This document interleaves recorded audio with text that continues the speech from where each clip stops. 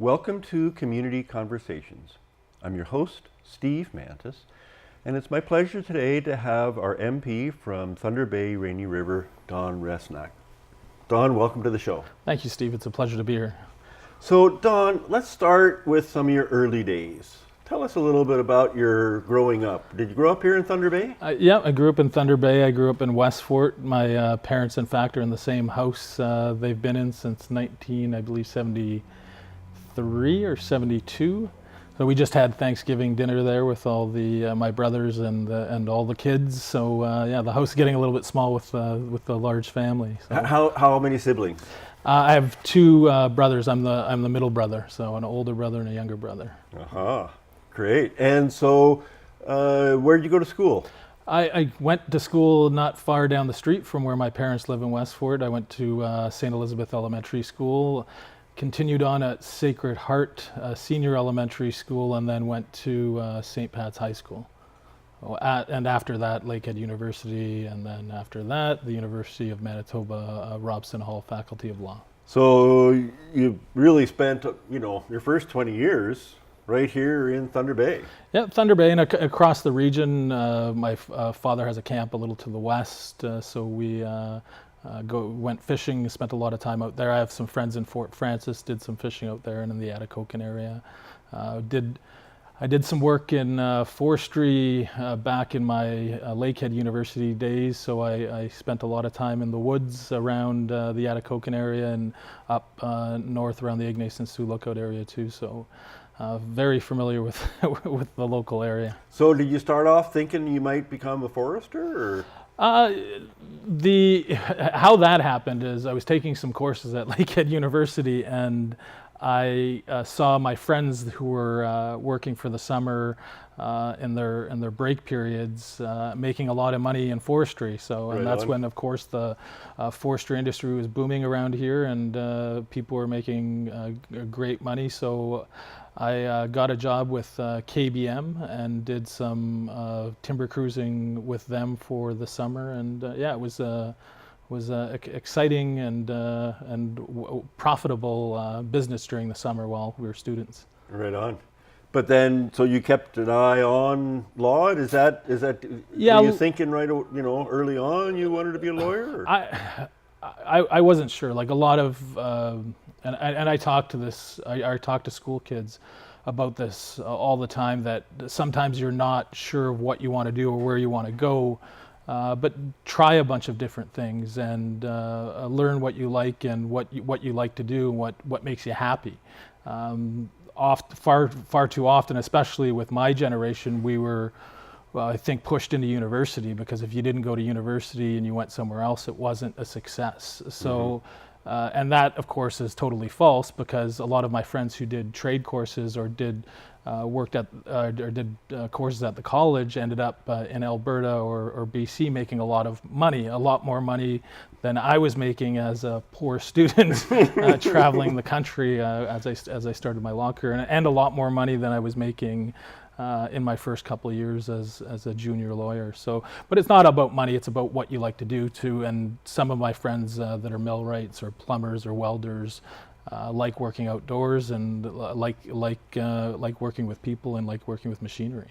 So do what you like to do, because that's very important. And so why did you choose law?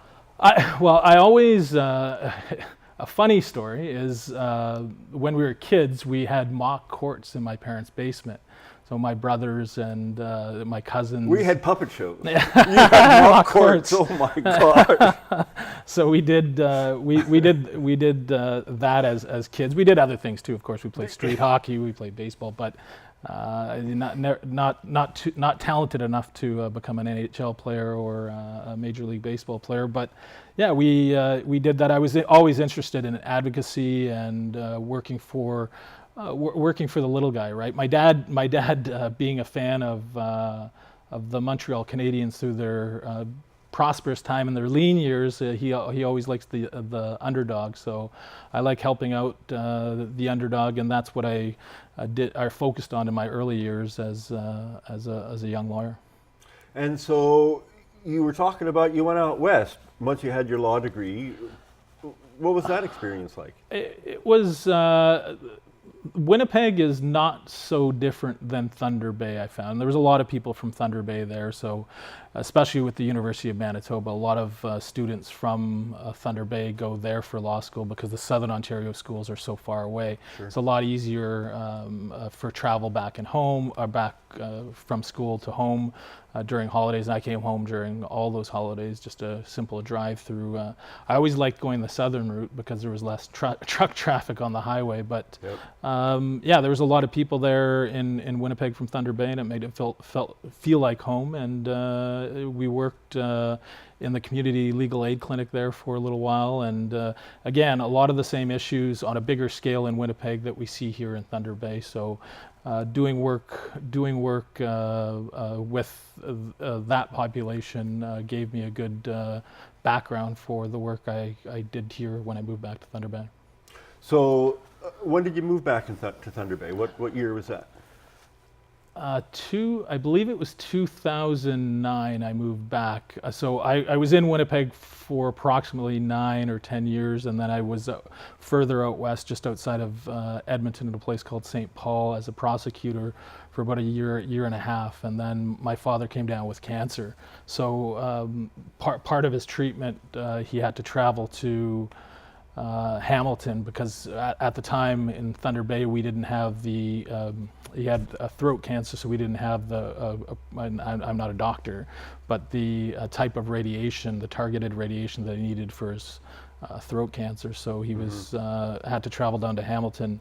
My mother, of course, was very distraught, so he didn't feel that my mother traveling with him would be a good thing. And my two brothers, of course, were starting their young families and had careers at the time, so couldn't take time off. I could take a leave of absence and go with them to Hamilton every week, and that's what we did. We started leaving on Sunday nights and coming back on Fridays. We were there for a week, and then he'd want to be coming home for the weekend, so we did that during the course of his treatment. Wow. And that's how I came back. That's dedication back to the family. Eh? Yeah. The strength of the family is so important. Eh? Yeah. So you come back to Thunder Bay, do your family connections, support your family.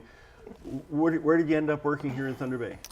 Well, so that was a bit of a transition, and sorry, I apologize. I ended up, after my father's successful treatment, I ended up back in Winnipeg, and I didn't end up going back out to Alberta. So I was in Winnipeg, had a connection of lawyers and people I went to law school with there, and started a practice there. In Winnipeg, a lot more difficult to start a practice and have it be successful right off the bat. So it was extremely difficult going there as a young lawyer trying to get a practice off the ground.